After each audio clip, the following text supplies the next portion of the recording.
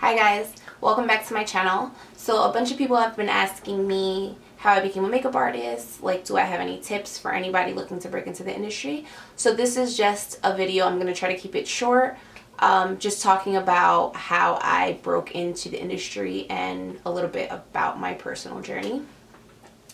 So first I'm going to talk about what I was doing before I was a makeup artist, which is something totally different, completely unrelated. So I went to school I got my bachelor's in sociology, my minor was in psychology, and my concentration was in criminal justice, and now I'm a makeup artist. So during the time I was in school, I worked in a restaurant. So I was there for about 5 years. So I was there the entire time that I was in school and a little bit after, until I found a full-time job. And I worked with a company that liquidated any debt for any companies that went out of business. So I did that for a little bit.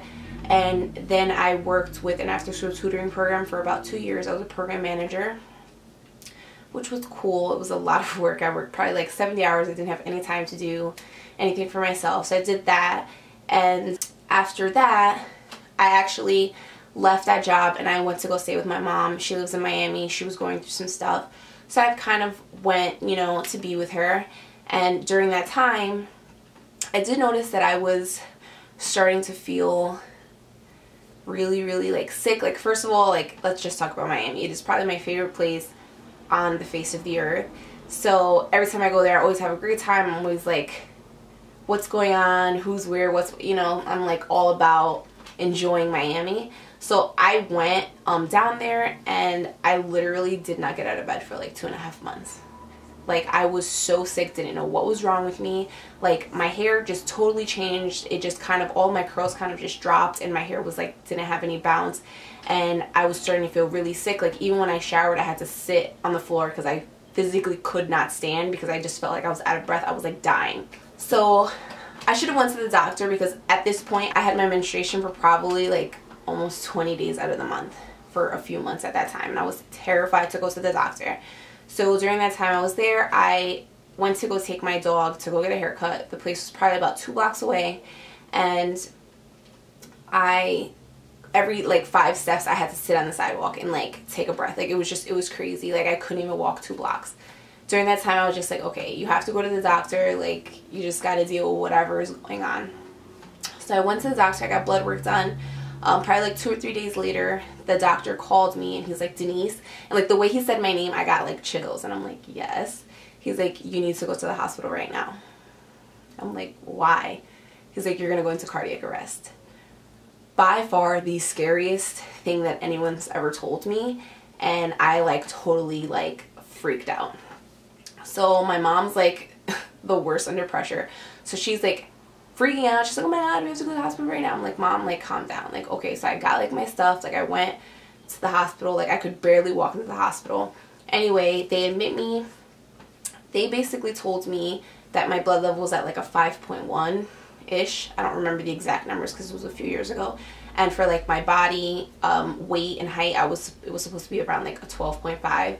So my body was basically functioning on less than like half of the amount of like blood it needed to survive. So they basically told me that I had a fibroid. So a fibroid is basically like a benign growth that just like grows in you. It's estrogen fed, and a lot of women actually do have them, and they don't really affect you. It's until they get a really like a larger size is when they start like affecting everything that's kind of going on in your body. So I had to stay there overnight, had to get a blood transfusion. Like, it was terrible. And the next morning they're like, okay, we're gonna perform surgery on you. I'm like, whoa, I need to think about this. I need to process this. I'm not ready to kind of have surgery. So anyway, like, I checked myself out, although they told me that I shouldn't. And I went home and I was like, I want to go back to Jersey and like, do my research, because I'm not just going to let these people like perform the surgery on me. And so I came back home and I, need to start working again. So I started working with kids that were aging out of the cage. So I started working with kids that were aging out of the foster care system. It was a really good job. It was emotionally a lot. They were older. They were 18 to 21. So it definitely took a lot out of me to work at that job. But during that time while I was there, I did find a doctor. If anyone lives in Jersey, his name was Dr. Haddad. He was amazing. And if anyone is dealing with fibroids or you think you might have a fibroid, I definitely would recommend him. He was awesome. I did go to my gynecologist and she basically told me that they were going to put me on some like crazy pills that were going to push my body into menopause, and during that time they were going to perform a full hysterectomy. My mom bugged out. She's like, what? A full hysterectomy? She's 25 years old. She doesn't have any kids. Like, you're crazy. Like, my mother was like freaking out. She's like, you're never allowed to go back to this doctor. Like, she doesn't know what she's talking about. So I never went back to her. Because the advice was like a blow for me to take. Because I'm like, okay, I'm never going to have kids. I'm never going to, you know, be able to experience that. But I did continue doing my research, and that's where I found Dr. Haddad. He was like a specialist dealing with fibroids. So I did undergo surgery. It was called laparoscopy surgery. So it basically is 2 incisions about this big on like by your bikini area, and then they put like a little camera in through your belly button. And when they took the fibroid out, it was probably 10 centimeters. So they said it was about the size of a grapefruit, which is massive. And it was sitting on top of my uterus, and it basically was just like, it's like a parasite. It was just like killing me essentially. And they did tell me had I waited 1 more month bleeding the way that I was bleeding, I probably would have died, which is crazy as hell. And you know, so I never, now if something's wrong, I always kind of just deal with it rather than like waiting, because you know, I do have to take some responsibility in like waiting so long. But you know, I was scared, so you know, it is what it is. So after, you know, I had my surgery and everything, and all these like crazy like facts, like you could have died, you could have this, you could have that, like whatever, I just kind of was like, life is too freaking short to like not do what you want to do. And you know, not saying that I didn't enjoy any of the jobs that I had, but they weren't my passion. You know, like I've always had a love for makeup, but I just never really pursued it. I was not interested in getting my cosmetology license, which I knew that's what I needed in order to become a makeup artist. So like while doing research, I kind of found out in my state, the state of New Jersey, that as long as you don't work in a salon, you don't need a cosmetology license to do makeup. So had I realized this years ago, I probably would have been doing this earlier, but you know, whatever, you live and you learn. My original plan was to go back to grad school. I was going to go into human resources, which was not at all what I wanted to do. But, you know, I was like, it's job security, blah, blah, blah, like the whole deal. And I was just like, something clicked in me one day, and I was just like, you know what? Fuck this. Like, I'm going to do what makes me happy. And, you know, makeup was what made me happy. So during the time I was working at that agency, I gave them my notice. And at this time, I had no makeup experience. I had no makeup. Like, I had done a little bit of makeup on myself, but like I was not at all. I had like 1 eyeshadow palette, like 1 foundation I'd been using forever. Like, I was super, super basic when it came to makeup. So I gave them my notice, and I was like, yeah, I'm just gonna go back and work into a restaurant, because at the time, that was all I knew. You know, the money was good, and the hours were flexible enough for me to kind of do my own thing and be able to like practice. And you know, I knew that my schedule would be flexible. So the second scariest decision that I've ever made was to quit my job. And a little bit about the surgery. Holy hell, although the incisions were super tiny, it was beyond pain. Like, it was an indescribable feeling. A lot of people get surgery. I have a pretty low pain tolerance. It was the most agonizing thing that I've ever had to experience, and it was just scary. The entire experience was really, really scary, but you know, it did save my life essentially. So I'm super grateful to the doctors and, you know, everybody that was there for me and in my life while I was going through this crazy ordeal. So anyway, I left my job and I started working in a restaurant again. I don't know if anyone has ever worked at Houston's or heard of Houston's. The main title was Hillstone. So I worked there. I was there for about 2 years, and you know, for the first probably like 4 or 5 months, I was totally committed to the job. I'm all about like learning every single like nook and cranny of a job, being able to do it well, being able to do different areas. Like, so I'm all about like making sure that I do my job well. It's always been a part of my character, and you know, I don't think that's ever going to change about me. So once I was there and I was comfortable and I kind of like learned the job, I kind of started exploring this makeup avenue, which was my original plan for going back in, you know, into this industry.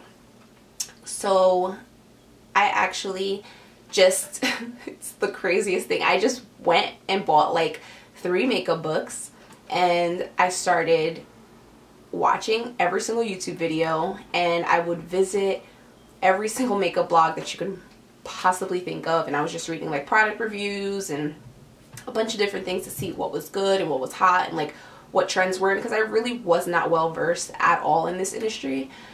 So I just kind of started practicing, and on my friends, those were my first clients.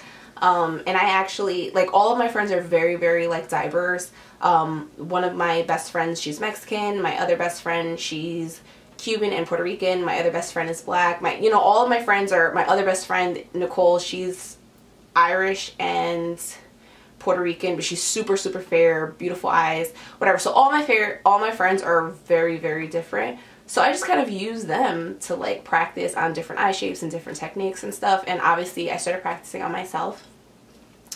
And I just started like reading books and like watching YouTube videos. And I didn't just watch one type of YouTube video, I watched it across the board. Every skin type, every eye shape, everything. Literally like committed months and months and months of watching YouTube videos. And then I just started practicing. And it's funny, like I felt like my hands were just kind of doing their own thing. Like if this was always kind of what I was meant to do, like it was like my life was kind of waiting for something to happen to kind of like bring me back to reality, to just tell me, dude, this is what the hell you have to do. So as cheesy as that sounds, so I just kind of started practicing on my friends, and like they're like, oh, can you do my makeup, blah, blah, blah. And I glued a lot of eyelids shut. Like, and I did not even know how to fix it. I would just like stand there laughing, and it was just a mess. And now I don't do that anymore, but at the time I did. It was a mess. So I basically just started like practicing on them, and until I was comfortable enough to like kind of start taking clients. I would probably say that the entire process of me like training myself was probably, I would say, 6 to 8 months of just like straight up reading, practicing on myself, practicing on people I knew, watching videos, until I was comfortable enough to like charge people. And I remember my first client was my best friend Nancy, and she was like, no, I want to pay you. It was like $25. Like it was like nothing. She's like, no, I want to pay you. I don't want anyone to take that away from me. You know, so she was like my first official client. And you know, and it's something that like I will always remember, you know. And thanks, Nancy, because I practiced on Nancy a lot, and I gave her some crazy makeovers. So yeah, and I just had fun with it. Like I didn't even really think too much. I wasn't so like, oh my god, like anxious. Like, you know, when you're at work and everything like gives you anxiety and you're just like really stressed out about work, I like made sure that makeup wasn't that thing. Like it was my outlet to, you know, whatever was going on in my life and whatever was going on at work. So I was at the restaurant probably for, I want to say it was almost 2 years. Probably a little bit under 2 years. I'm lying. I did make my two-year anniversary there. And I just kind of realized, I'm like, okay, I've like built some clientele, and you know, I had made some connections with some companies, and you know, and Instagram definitely has helped a lot, especially with makeup artists. Makeup is huge on Instagram right now. So I just basically started networking on Instagram. I started posting my work, and a lot of my business and a lot of my new clients came from Instagram, which is crazy. So yeah, I just kind of started like booking appointments and doing trials and, you know, building relationships with makeup companies, and it just kind of all like happened. And sometimes I like think back and I'm like, how the hell is this my life? And I am so grateful for it, but it's just like so crazy that like one day you're like in a job that you're not necessarily happy with, and then you just kind of have to take that leap of faith, and you know, everything can change. And I'm all about trusting in not knowing where you're going. You know what I mean? Like, you just got to take that next step and, you know, see what happens. So 2 of the books that I actually picked up, the Bobbi Brown Makeup Manual. This is for everyone from beginner to pro.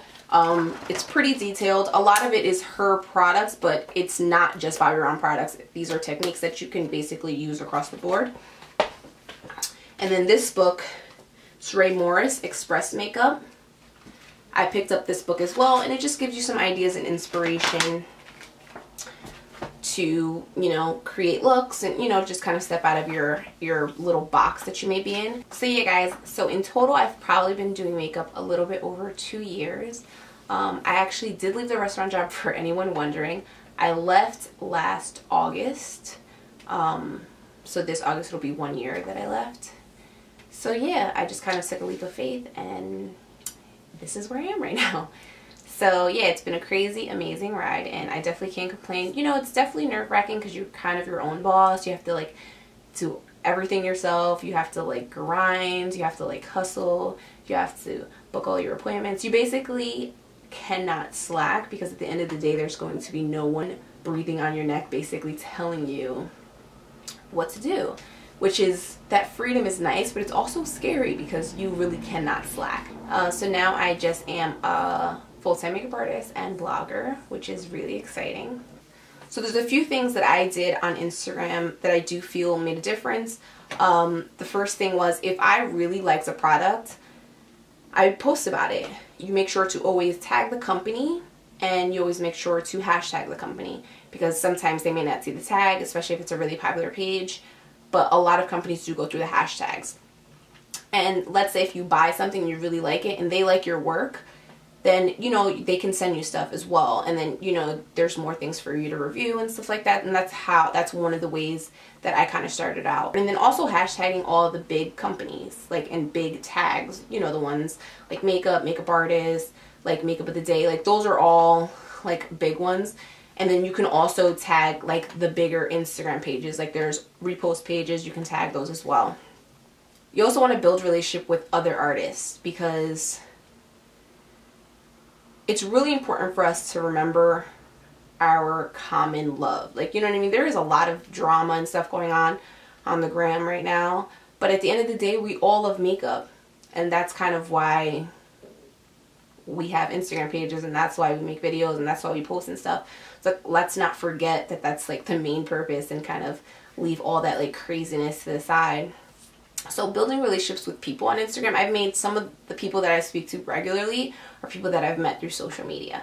And, you know, especially when it's someone that loves makeup as much as you. Like, my friends like makeup, but they don't want to talk about makeup forever, like every single day, like 24/7. So, you know, it's nice to have that person like, oh, like, you know, what do you think about this? Or like, how do you do this? And like always having that like person or group of people that you can kind of reach out to, and that they can reach out to as well. Because sometimes, you know, it does come to be a lot of stuff, and it does kind of become really like heavy on your shoulders. So that's something else that I did. So building relationships with people, building relationships with brands, tagging companies, tagging brands, always posting quality work. Like, I have a file of stuff that I've done that I just don't like. And you don't want to post just for the sake of posting. You want to post good stuff. Like, you want to make sure, if you're not able to afford a nicer camera, right now I use a Canon T5i to record my videos and take most of my pictures. I used to use a Canon T3, which I really liked for pictures, but it doesn't work for me for videos because it doesn't have autofocus. And I also use the Sony Nex6 to take my selfies. So if you can't afford, obviously everyone can't afford a really nice camera, you just want to make sure that you have good lighting. Make sure that you have a nice balance of lighting. Make sure that the colors are, you know, they appear the way that they look in real life. So you always want to make sure that the picture is true to how it looks. And, you know, there's apps that you can adjust the saturation a little bit. The flash sometimes does wash out some of that color. So you can use an app just to adjust the saturation a little bit, but to make sure that it stays true to how it's supposed to look. And you know, you can definitely use like an iPhone or an Android or whatever. Just make sure that you're trying it in different times of the day, different areas, flash on, flash off, by the window, not by the window, until you find the area and the spot and the time of day that is going to give you a nice quality picture. But I definitely will say that after I started posting high quality pictures, I did notice that I started getting reposted more often. That's the other thing. Everyone wants to be reposted because that's going to help grow your audience. That's going to help reach a bigger market. So I basically, once you start posting pictures and, you know, companies follow you and they look forward to your pictures. And so I always make sure to post good quality stuff. If it's just not good quality, it sucks that you wasted your time, but sort in a folder, try to, you know, recreate it again. And if you're happy with it, then definitely post it. Whenever you start building a following, if someone has a question, now I try to answer every single question. The only questions I don't answer are if the answers are in the caption. If I'm like, oh, lipstick is blah, blah, blah, by blah, blah, blah, and then I get like questions like, oh, what lipstick is that? Sometimes I'll be like in the caption, or I'll just do the little up symbol, because 99% of the time I will post it on every single picture. If it's not posted on a picture, I probably posted another picture and it'll say details on last post or whatever. Those are the only questions I generally don't answer, just because sometimes it'll be really overwhelming when you have 20, 30, 40 people asking you what is it when it's literally in the description box. So those are really the only times I don't answer questions, but I try to communicate with the people that follow me because I just find that it's important. I find that I try to like kind of narrow that gap of like, who is this person, like what are they using, blah blah blah. Like I personally try to answer almost every single question on my page. Sometimes I find it obviously is overwhelming, but I do try to go back to posts and answer questions, and I feel that I probably answer about 90% of the questions on my page. And if I haven't answered your question, I'm sorry. But yeah, I always try to make sure, you always want to communicate with the people that follow you. You don't want to feel like you're just posting and they can't reach you, or if they have a question, or if they have a concern, or if they have something that they need help with that they are not able to get an answer. I personally find that it's important to kind of communicate, you know, with my following, but everyone does run their pages differently, and this is just how I run mine and how, you know, what I feel has made a difference. Don't ever feel like you've reached the point where you cannot learn anymore. That's when you've hit your ceiling. That's it. Like if you feel like you're too good to learn from someone else, it's ridiculous. Everyone does everything differently. And I feel like every single person that I've watched, because I've paid for classes to, you know, to watch them online. I've gone to classes, you know, just to see people's techniques. Every single time that I leave a class, I leave learning at least one new thing. And all of those tips and tricks, you kind of incorporate them into your own technique, which is, you know, awesome. It'll definitely help you grow as an artist. Some of the things, just to go back, so you want to make sure you always tag all the companies that you're using. You want to make sure to hashtag companies. You want to make sure to post good quality work. You want to build a relationship with people in your community. You want to build a relationship with your audience. You never want to stop learning. Be nice to everyone. And when it comes to dealing with negativity, I rarely, like, it has to be like obnoxious for me to respond. And most of the time I don't even respond. I will probably just block them. But this is just my own little thing that I like to do. If someone like straight disses me, if there's a grammatical error, I'll just correct the one word and I don't even give them any more of my time, and then I usually just block them after I know that they've seen it. But yeah, I don't even get into like these crazy like arguments with people, because at the end of the day, like, stop it. Like, please, just, it's crazy. Like, sometimes I've gone to people's pages and it is insane the amount of negativity that's out there. But I guess it comes with the territory, so they say. So yeah, that's basically how I became a makeup artist, and just some tips and tricks of things that I've learned along the way, and some of my social media techniques that obviously most people know, but that's just kind of my little guideline. So I hope that you guys learned something new today, and if you guys have any questions or any other future requests, just leave them below. Thanks for watching, guys.